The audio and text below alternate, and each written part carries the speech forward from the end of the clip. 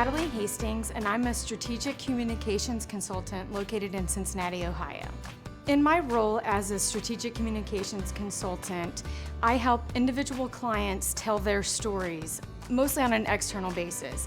So that looks different depending on the client, but it involves a lot of media relations, social media and social media strategy, sometimes content strategy, developing content for the web, and working on key messages. So helping people figure out exactly what they want to say, how they want to say it, and to whom they want to communicate it.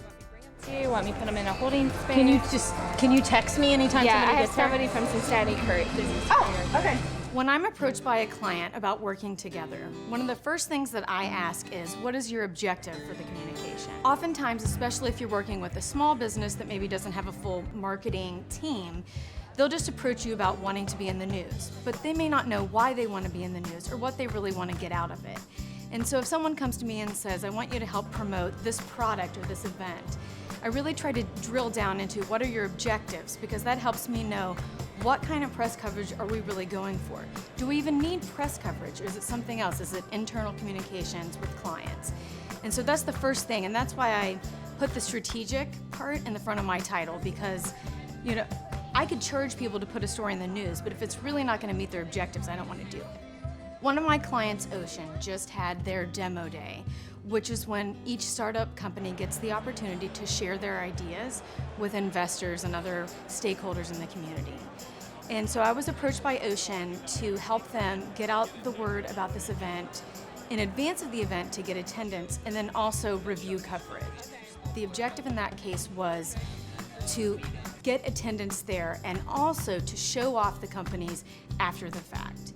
And so I met with my client contact several weeks in advance, and we sort of brainstormed what were going to be some of the story ideas that would come out in advance of Demo Day that we could use to keep Ocean and Demo Day in the press, keep the buzz going about it so that people would know about it. So on the day of Demo Day, we got up early and just started reminding everyone in the press that this was going on that day. So I sent out my media alert reminding everyone of the time the event was going on, made some follow-up calls with folks about whether or not they thought they would be in attendance.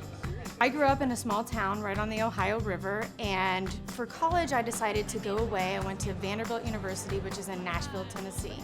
And what I discovered is that a lot of the things that were attractive to me with being an attorney or being in politics, which is passionately sharing ideas and persuading people about concepts or ideas, could also be done in other ways.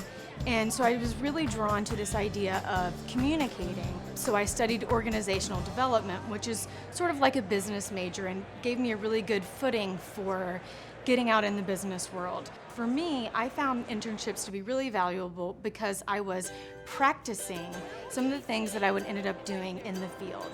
So I did an internship at an agency in Louisville, Kentucky one summer, and it really helped me explore different areas of marketing, and I discovered that I really liked public relations and strategic communications a little bit more than advertising, account management, and that side of the equation. One particular class that sticks out to me that has continued to be really valuable is one of my management classes where we worked on negotiation.